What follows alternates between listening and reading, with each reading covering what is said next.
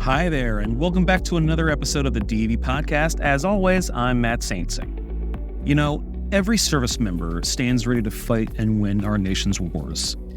But our guest today is someone who also documented it.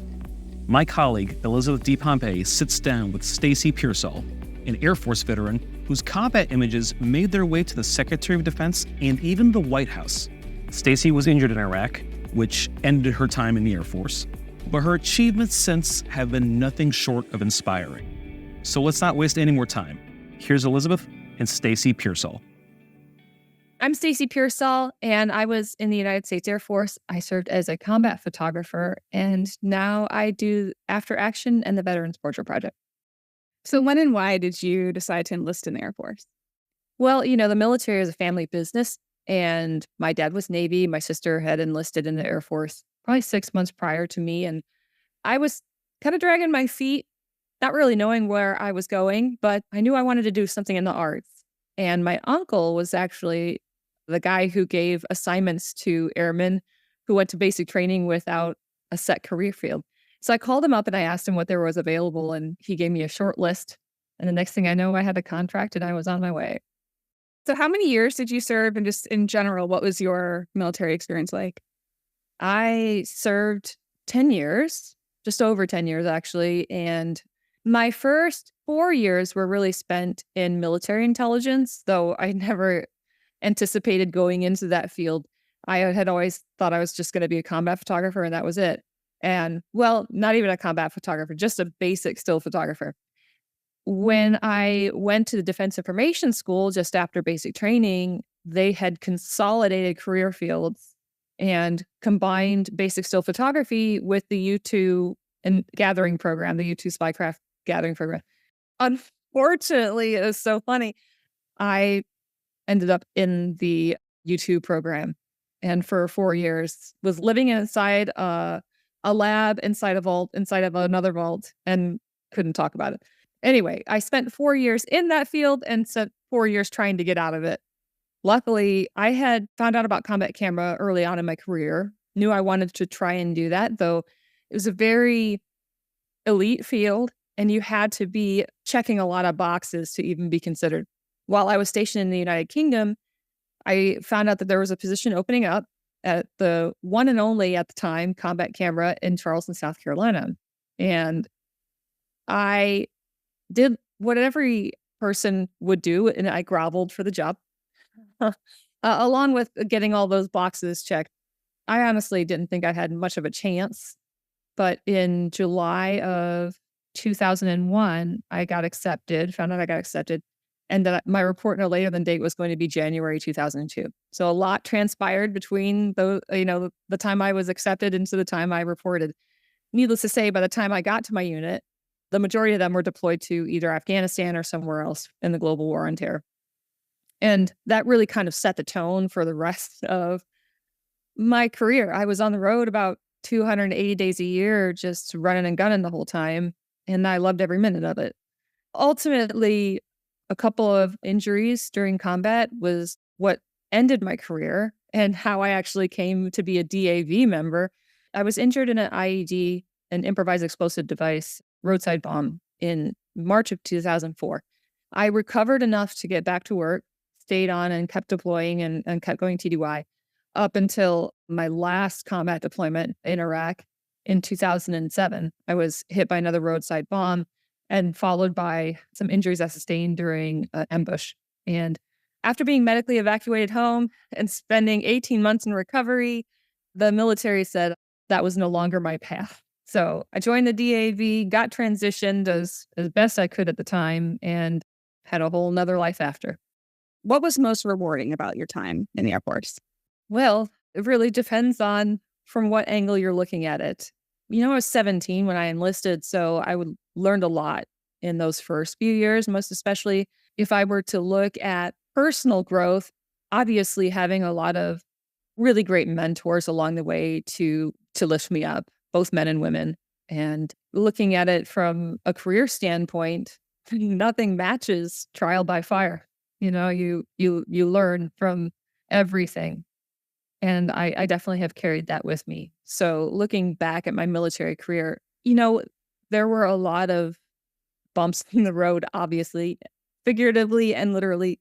Some of them very, very painful, and some of those experiences I still carry with me today, but I have no regrets because I look back at that time and I wouldn't be able to do what I'm doing now had I not lived through those experiences. Do you mind sharing a little bit? Again, you talked about some of the challenges, but what was maybe the most challenging thing that you experienced in service? And that's a complex question. Some of the things that I lived through. I grew up with a single mother, and she never really made me aware of my gender or what limitations I might confront in the road ahead. So when I joined the military and then when I went to combat camera specifically, or I was applying, I honestly didn't think I would have a lot of chance because mainly that was a career filled by men with lots of combat experience. And so I had none of that. And I was a lady. There were women there breaking barriers already. And so thankfully I was not treading on a well-worn path, but some of the harder paths have been broken in at that point, just newly, really. Getting there and realizing that some of the jobs that I wanted to do weren't allowed folks that looked like me. And I wasn't prepared for that. And so that was an interesting lesson, but also learning that I am always going to be my own advocate and showing, never demanding respect, but always earning it and working really, really hard to prove that I had what it takes. And I think that is something also that has stuck with me, in that you can cry about all the things that really suck, or you can come up with solutions to get over these hurdles. And sometimes it takes a lot, but to give up is to give up on yourself, and I wouldn't do that. Another lesson is from a journalism standpoint. I remember being in journalism school. The military had sent me to Syracuse University, and I remember sitting in an ethics class with kids that were like 10 years younger than me, all these undergrads, and they were talking about the ethics of journalism downrange. And I think uniquely, I had already been in service a long while at that point. Had a lot of journalism experience at that point as well. So I'm sitting in an ethics class with a lot of undergrads who are significantly younger than me, who have no experience, and they were sort of talking about this hard line of staying in the background and not interjecting yourself into the story. And it was funny because I found myself on more than one occasion becoming the story. And I did think that it was really difficult to not allow my own experiences to color what I was seeing. And that included being a woman in that specific space and time. And so I graduated Syracuse and I went back downrange, and I'm like, yeah, I appreciate the ethics class, but in this instance, I don't think it would do me any good to try and stay hardlined about it. So instead, I embraced my gender. I embraced the way I viewed the world around me and tried to tell people a story from the inside view. And that's, the military member is more than just the uniform they wear. It's more than just the sort of patriotic symbolism that it represents. They are human beings with backstories and things that they're carrying with them through these experiences that also change in color how they survive these unique circumstances. And I think that's what really separated my work and I don't want to say agenda, because that's not what it was. I was just trying to get through this experience and share with others what that experience was like. So I carried that sort of ideology with me. And after I lost the first friend on my last deployment who was killed in action, some of the fellow soldiers came to me and they were like, hey, do you have any pictures of them? We want to send them to their family. And yeah, I did. And for the other few that also were killed that day, I didn't. And it made me realize that my job was more than just telling stories. It was sometimes in a place to be the person to take the last living picture and to share what they were doing. And I carried that forward as well. And that, I think, is reflected through the work that I did with the Veterans Portrait Project. It was really sort of what inspired, in some respects, what inspired that. But also what I do through After Action as well is this attempt to try and lift the veil on the military experience in some way, and to allow some healing for people that don't really know or weren't in those moments with us. Yeah, and I definitely want to talk more about the Portrait Project and particularly After Action. But first, can you tell me a little bit about what your own transition was like out of the Air Force? So my transition started technically in 2007 when I was in rehabilitation. They put me on a temporary retirement, and it was not a pleasant experience. Moreover, I would say like the Army particularly had a really great wounded warrior program for people who were in that sort of hiatus or that transition. The Air Force did not. And I would say also that the majority of the Air Force, not to say that they're working from the rear, but they're either seeing it from an air base or from 14,000 feet. To have somebody like myself who was on the ground with infantry was not the norm. And therefore, they weren't really prepared to deal with folks like me. So my transition was tough in that I had no one to lean on for the combat traumas specifically, or what my care was going to look like. Nobody handheld me through the VA, and that was a challenge in itself. Applying for disability, that was years in the making, and all of that was sort of, again, that trial by fire. Uniquely, being a woman, I faced a lot of uphill battles, mainly in that, going to the VA, it's predominantly male, given the percentage, a small percentage of women, though we are the fastest growing population in the veteran community.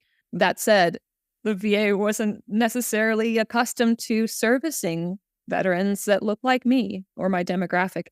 I think a lot of it was like going to my neurologist, for instance, and having to explain how a young woman like myself was exposed to explosives or how I got a traumatic brain injury. And I was like, do you guys question the men like this?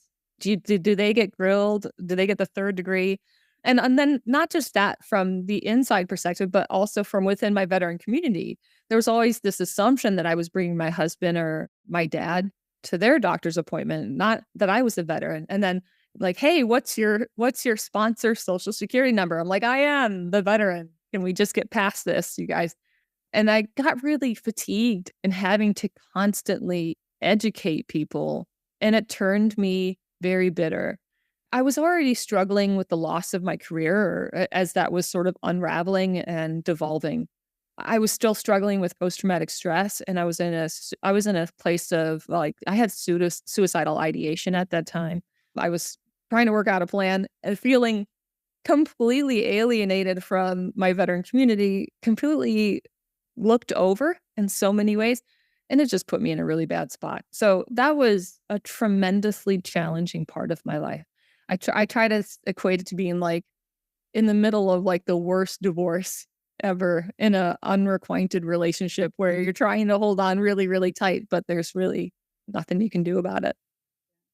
Yeah, and unfortunately, what you described is too common of an experience among women veterans in particular. And it's one thing to hear that story once or twice, but it's a story I hear over and over and over again. So thank you for sharing that.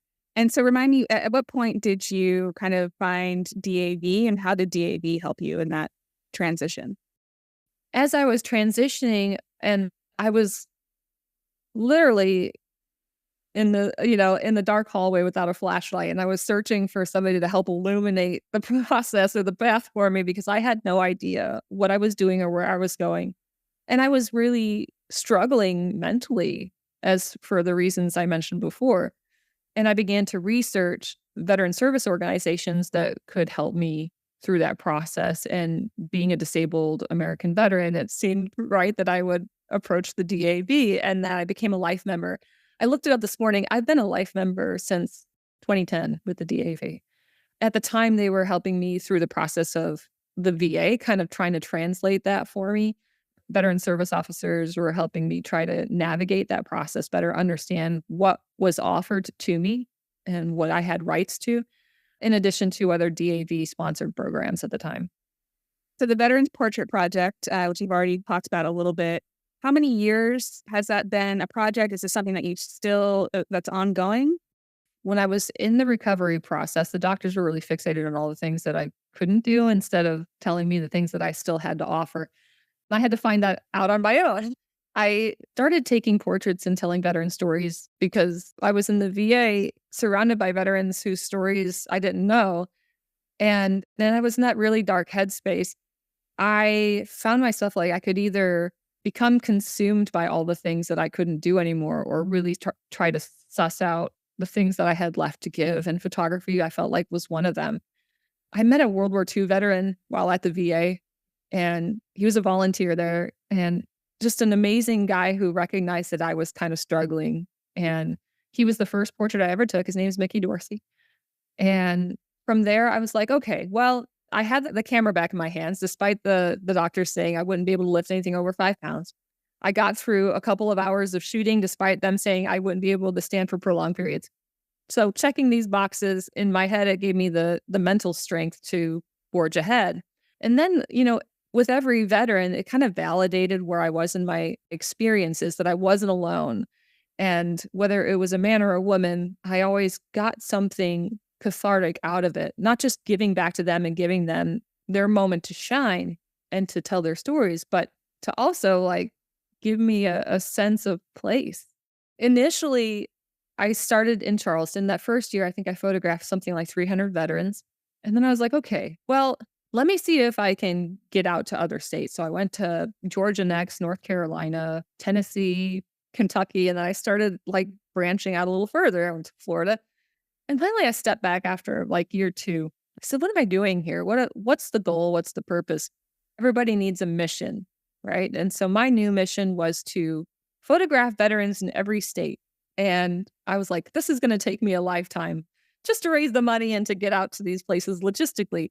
With the more that I did, the more support that came on board. People in other states wanted to sponsor me to come to their state. And so next thing I know, I'm putting everything else aside and just doing the Veterans Portrait Project. So for 10 years, I traveled 189 events I did in all 50 states. And ironically, the last state that I did was Nebraska in 2019. And just so happens that Omaha, Nebraska, where I did my culminating event, is where my first duty assignment was in the Air Force. So ultimately, it took me 11 years to get the Mission Complete tour done, the 50 states. But I still do the VPP, and I do that in conjunction with After Action, actually. And what kind of impact have you seen the Portrait Project have on the veterans or the veterans' families? I initially didn't think that the Veterans Portrait Project would be anything other than sort of self-serving for me, and that I would get to take a picture, I would give it to them, and here's my gift, whether they appreciate it or not. Okay, we'll see what happens. But every veteran has been so thoughtful and happy with their portraits. What I had not anticipated was the healing that I would receive during these portrait sessions, but even more so what they were getting as well. One particular story sticks out to me. I was at a VFW convention with my studio, and this Marine Corps veteran, Vietnam era, walked up, his wife. I put her in a seat kind of over our shoulder this way, and then he and I started talking. And I was like, so what did you do in the Army? I think maybe it was Army or Marines. I have like 8,500 veteran stories, but I can see his face. What did you do? And he said, well, you can relate as a combat photographer. I was the guy who had to identify remains and to take archive of their effects. And he and I were just so engrossed. We were literally in a convention building, but in that moment, it was just him and I talking about the real stuff, the emotions that kind of went with it, what we're still carrying, and talked about having night terrors. And so we just really related on that sort of common shared trauma, so to speak. And then what really broke my attention was this sort of like sobbing over my shoulder that was happening. And it turns out his wife was sitting in the chair just crying. Afterwards, she hugged me and she was like, every night he wages war in his sleep. And I have no idea. I have never heard these stories before. I had no idea what he had been through. So that was sort of that epiphany for me that we as veterans, we guard our stories so closely and we don't share them with people outside of our intimate circle, our veteran community, because we don't want to re-injure or we don't want to project our pain and our injuries onto those we love. If it hurts us and we're battling these nightmares every night, why would we want to give that to our families? But in the process, it has created this gulf, right? This distance, both sort of metaphorically and emotionally. And that really led me to want to do something about it. And that's how I came to approach South Carolina ETB about After Action. Perfect segue. So for those who haven't heard of it, what is After Action and how did that come about? After Action is a show that features veterans. I sit down in my house with 3 veterans and we talk about a certain topic, one that's really important to that specific group. In season 1, I sat down with 3 veterans and we talked about what it was like to be the lone survivor from a combat operation. I talked to 3 women veterans who were the first in their fields to do XYZ. One was a helicopter pilot, another one was an A-10 crew chief. And we also talked about what it was like to be conditioned to be a military member, but never had the ability to be unhardwired, so to speak, when we were beginning to that transition, and how jarring that was or still is for so many, no matter how many years have separated them. But anyway, After Action is a show that's meant to sort of demystify that military experience, to let people be a fly on the wall when veterans are talking those truths to each other without any filter. And for all the sort of lingo that we talk and the nomenclatures and the abbreviations, the acronyms, whatever, the show actually translates that for the viewer. And we try really, really hard to, provide those sort of subtitles and subcontext as the show unfolds. We had a really, really great response from season 1. So when we went into season 2, we wanted to dive even further into sort of the more interpersonal experiences and how some subgroups of the military or demographics change, maybe influence or impact them as a veteran in their lives after service. So what is some of the feedback that you've heard from particularly the general public and civilian population? I think it's been unanimously well received in that, again, being able to translate what exactly military members are talking about first and foremost is we have a tendency to talk amongst ourselves and to talk well over people's heads, because if you haven't been there, then you're probably not going to get it.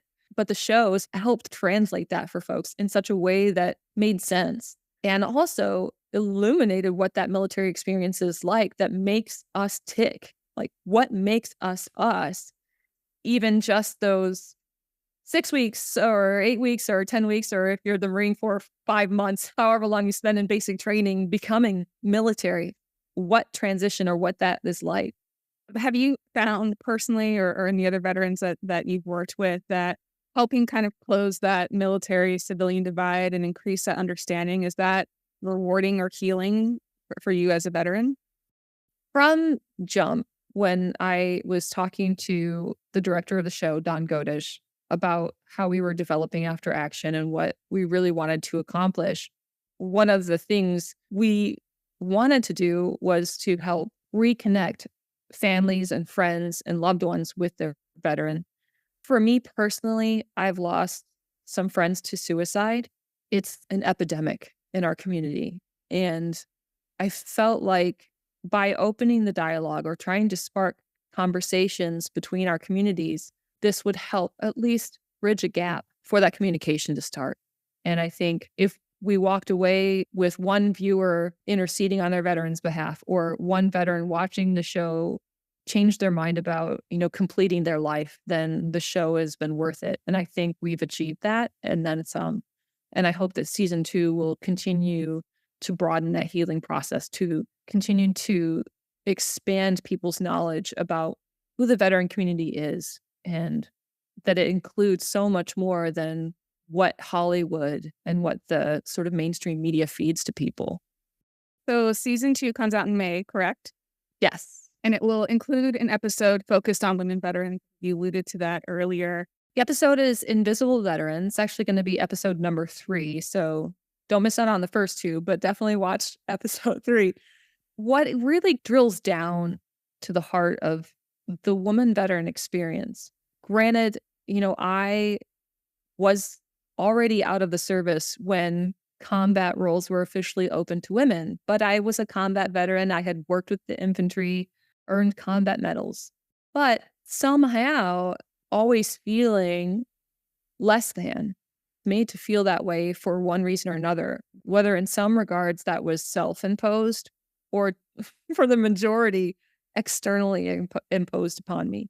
So we talk about this commonality where you could go to your local grocery store with a veteran's parking space designated for the veteran that wants to go shopping. The minute one of us pulls into a parking space, we are confronted every time by somebody who assumes we are not the veteran, all the way down to how different our healthcare is from the veteran healthcare system for females than it is for our male counterparts. I know for me, it was really, really important to speak to women veterans who were listening that have not pursued the benefits they earned during service for those reasons that I've already said, and to make sure that they know they are entitled to the same benefits. And if we do not rally and claim our space, then it will continue to be an uphill battle until we become our advocates for ourselves and for the women around us. It'll continue to be a struggle.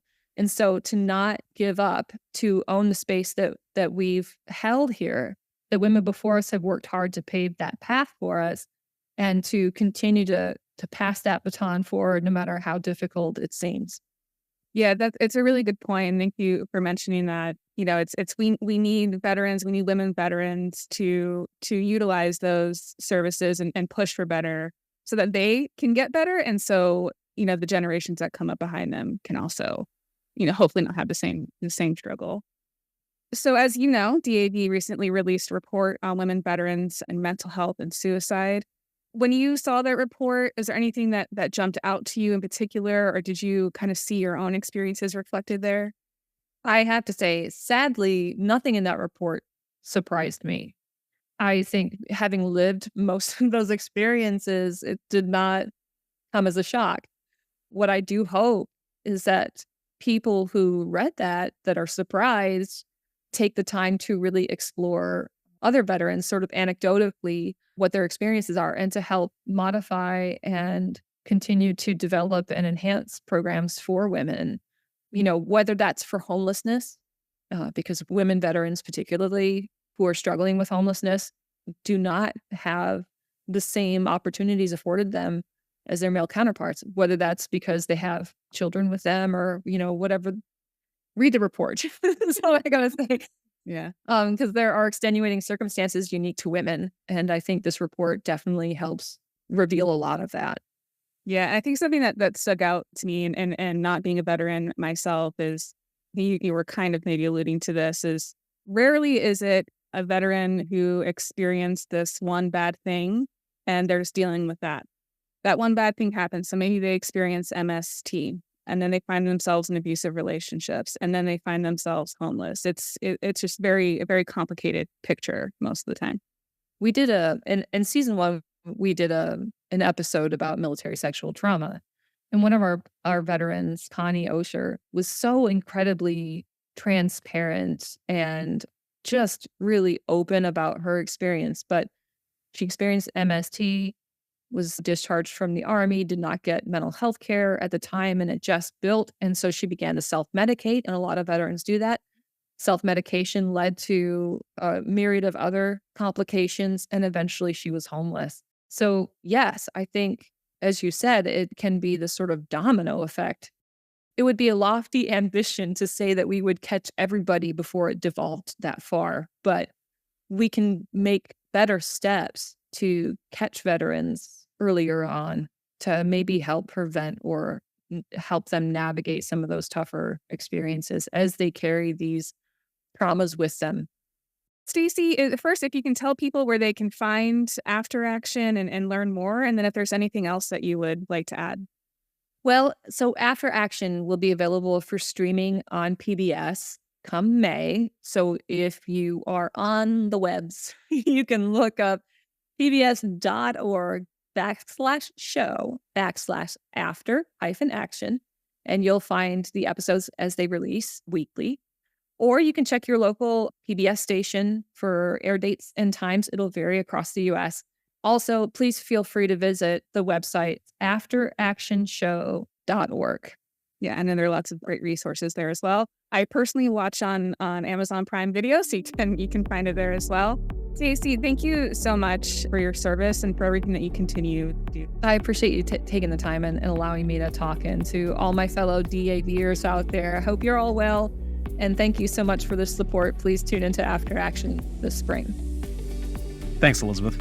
And thank you, Stacy, for sharing your incredible story. You can learn more about the Veterans Portrait Project at veteransportraitproject.com. Thanks again for listening. I'm Matt Saintsing.